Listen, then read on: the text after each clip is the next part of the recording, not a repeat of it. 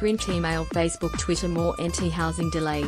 Federal government makes public apology to remote community. The federal government has publicly apologized to residents of a Northern Territory Aboriginal community for prolonged delays in delivering new houses promised under its highest profile program for addressing Indigenous disadvantage. Last month the Commonwealth announced it would match anti-government spending with $550 million for 5 years so that the two governments' Indigenous housing program could continue, but residents of Territory communities left out of the program, which has run for the last decade, have vented their frustration at being overlooked. Residents of Yarralin, 750 kilometers south of Darwin, on Thursday told representatives of the Department of Prime Minister and Cabinet and the Territory Housing Department they had had enough of broken promises and delays, but the Department of Prime Minister and Cabinet's senior land branch advisor, John Litchfield, surprised everyone at the meeting with an unreserved response.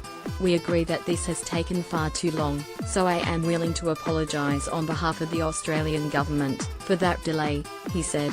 "People get wrapped up in government-to-government discussions and forget about people in the community and what this is all about, and for that I apologise."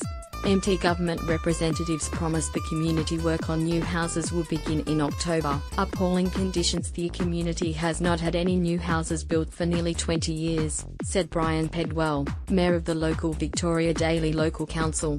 "The conditions are appalling, disgraceful. For my nieces and that, to live in that situation is, we're in the 21st century now, and we're still back in the dark ages," he said. Yarralin Health Clinic receptionist Irene Williams invited the ABC into the one-bedroom tin shed house she shares with 3 other adults and her 2 children. "There is no bathroom or kitchen sink, and residents share an outside toilet and shower shed with neighbouring houses, while the kitchen is open to the elements. The house cannot be locked, so Ms. Williams said her food was often stolen, and the tin roof leaks.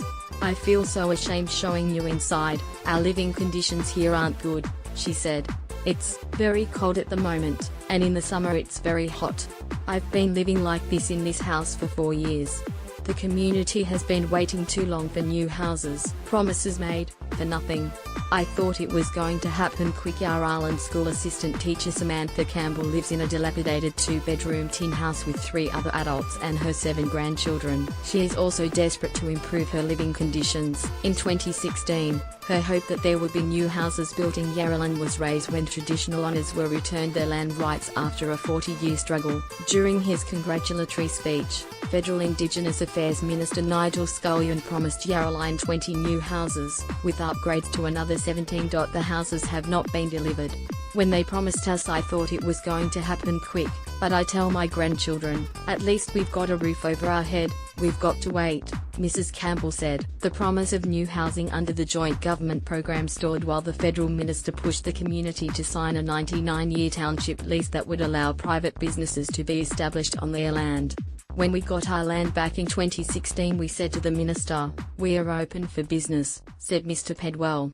"It would have showed us good faith that the government was willing to work with community, but we didn't get that from the government, and that's the disappointing thing." New commitment on Thursday. Both governments sent representatives to Yarralin to announce that they would recommit to building the houses in exchange for a 5-year anti-government lease over the housing areas. The Commonwealth's representatives said the federal government could wait to recommence long-term township lease negotiations. At a public meeting, the community agreed to the 5-year lease terms, but the government representatives did not escape a verbal lashing. "We feel like we've been insulted and no one here has bothered to apologise to the community, and we don't feel that we've been dealt with fairly," Mr. Pedwell said. Following Mr. Litchfield's apology, government representatives raised the possibility that more than the promised 20 new properties will be delivered, if the community accepts some duplexes on blocks where single houses currently stand. Despite their long frustration, most community representatives left the meeting with more optimism than they had had in years. "I'm excited now that they've come and told us. I can't wait," Ms. Campbell said. Print, email, Facebook, Twitter. More